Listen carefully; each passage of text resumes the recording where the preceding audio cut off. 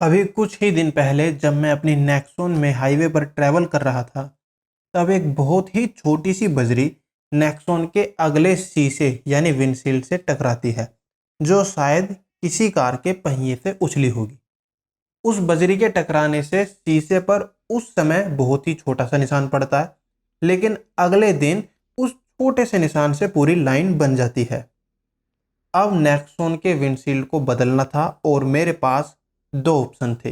पहला, किसी road side garage में जाकर विंडशील्ड बदलवाऊं, लेकिन मुझे किसी ने बताया रोड साइड गैराज पर जब उसने अपनी कार का विंडशील्ड चेंज करवाया तो उसके विंडशील्ड के निचले हिस्से में गैप आ गया, जो कि पहले नहीं था। और दूसरा ऑप्शन था टाटा वर्कशॉप में ही जाकर काम करवाया जाए, लेकिन वहां भी यह काम परफेक्टली हो जाए इसकी कोई गारंटी नहीं थी।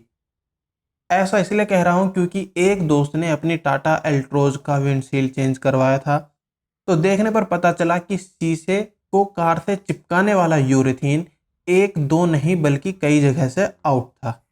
अब मुझे लगा कि मेरे को कार विंडशील्ड किसी ऐसे पर चेंज करवाना चाहिए जो सिर्फ शीशे का ही काम करता हो, यानी कि वो एक अच्छा एक्सपीरियंस रखते हो और परफेक्टली काम करें।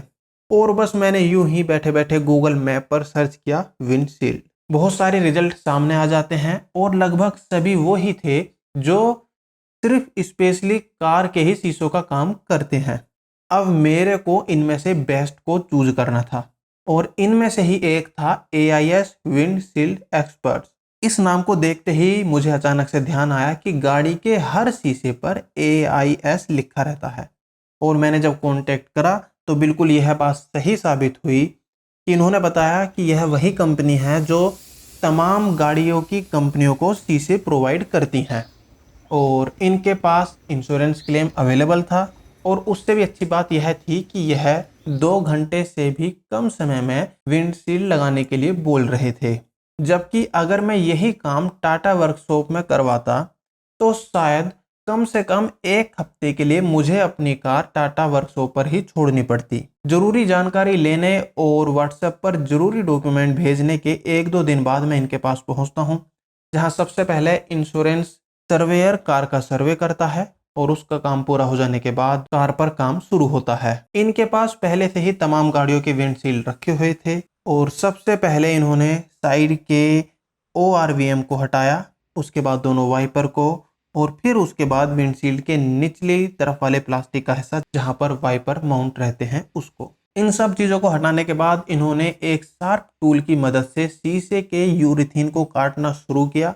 इस टूल से इन्होंने 3 तरफ से विंडशील्ड को कार से अलग कर दिया, लेकिन निचली साइड अभी भी बाकी थी, जिसके लिए इन्होंने एक तार की मदद ली और इस तरह इन्होंने विंडशील्ड को कार से पूरी तरह से अलग किया और तब कार के शीशे को कार से हटा दिया गया। उसके बाद एक्स्ट्रा यूरेथीन जो गाड़ी पर थी उसे एक शार्प टूल की मदद से हटाया, नहीं तो इसकी वजह से बाद में परेशानी हो सकती थी।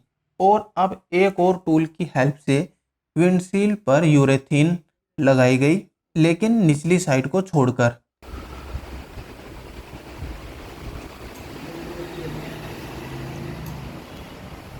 20 साल का एक्सपीरियंस अरुण जी को ग्लास लगाने का। AIS विंडशील्ड में इन्हें 20 ईयर कंप्लीट हो जाएंगे अब अगस्त महीने में। आज तक कोई भी कंप्लेंट नहीं आई है इनके हाथ से, कोई भी कभी भी कोई शिकायत नहीं है पानी लीकेज की। बहुत ही अच्छे से सफाई करते हैं।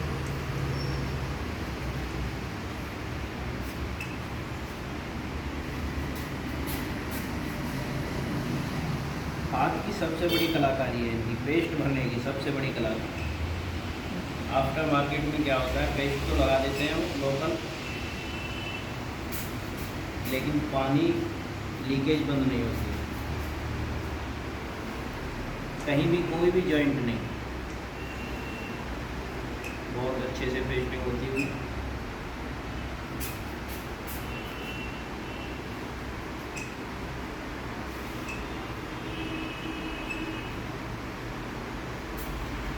निचली वाली साइड पर कार पर ही यूरेथीन को लगाया गया और फिर उसके बाद सक्शन कप की हेल्प से विंडशील्ड को उठाकर कार पर लगा दिया गया। परफेक्टली विंडशील्ड लगने के बाद ऊपर की तरफ टेप लगाया। बारिश की वजह से मैंने एक्स्ट्रा टेप को लगाने के लिए बोला, जो कि इन्होंने लगा दिया। यह एक खास तरह का टेप था जो हटने के बाद चिपकन नहीं छोड़ता है। और आखिर में पुराने विंडशील्ड से रेन सेंसिंग का सेंसर हटाकर नए विंडशील्ड पर लगाया और हीट गन से रजिस्ट्रेशन स्टिकर और फास्टैग को हटाया, जिसमें रजिस्ट्रेशन स्टिकर तो ठीक से हट गया लेकिन फास्टैग हट नहीं पाया था ठीक से। रजिस्ट्रेशन स्टिकर के बारे में कुछ नई जानकारी मिली, जिसको मैं एक शॉर्ट में आपसे साझा करूंगा।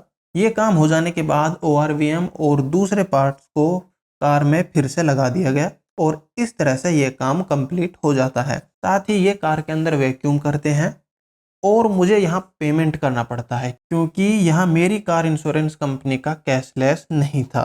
टोटल पेमेंट 14,636 का था, जिसमें कि विंडशील्ड, यूरेथीन, लेबर और वैक्यूम शामिल था। और अब मेरे को कार लेकर यहाँ से निकलना था। मुझे स्लो ड्राइविंग और स्पीड ब्रेकर और गड्ढों को आराम से पार करने की सलाह दी जाती है। इस तरह 2 घंटे से भी कम समय में यह काम पूरा हो गया।